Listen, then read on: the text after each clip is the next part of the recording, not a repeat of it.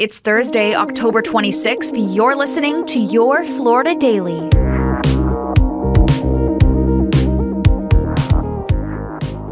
I'm Katrina Scales.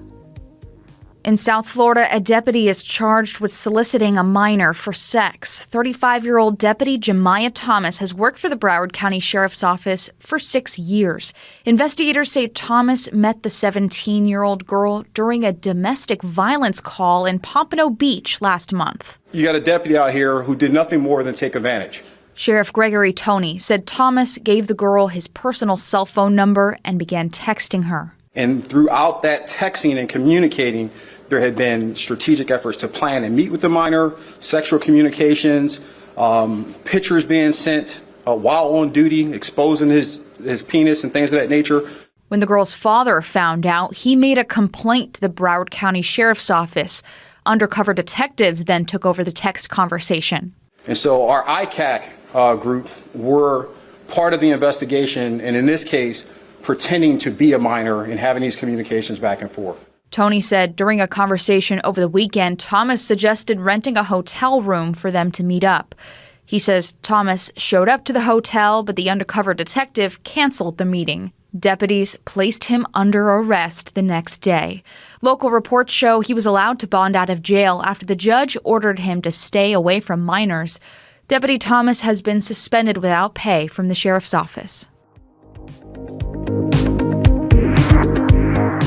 The U.S. Supreme Court is potentially clearing the way for a major expansion of sports betting in Florida.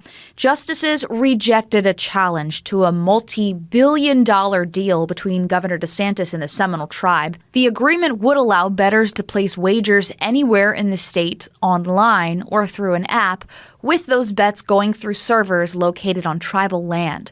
There's still legal challenges at the state level, so it's not clear when an expansion of betting could take effect.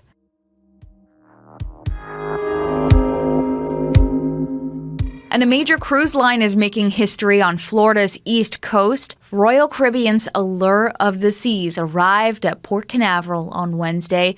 With a capacity of 6,800 passengers, it is now the largest ship in the world to offer short cruises twice a week.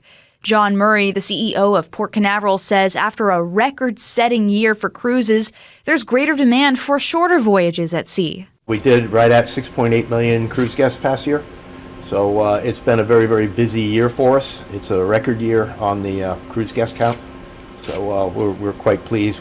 Allure of the Seas departed Wednesday and will soon sail out of Port Canaveral on Mondays and Fridays.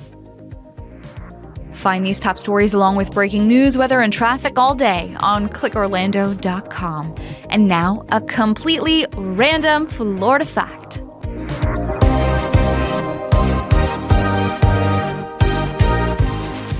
Only 2 Disney parks have ever permanently closed: Discovery Island and River Country.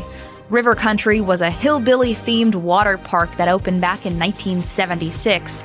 It closed in 2001 after a dip in business after 9/11 and complications from a Florida law banning unchlorinated water bodies from being used for water parks. River Country sat abandoned for almost 20 years until it was cleared to make way for a new Disney hotel.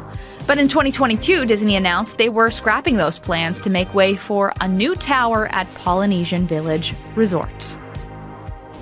Your Florida Daily is produced by News 6 WKMG in Orlando. I'm Katrina Scales. Subscribe for new episodes wherever you like to listen.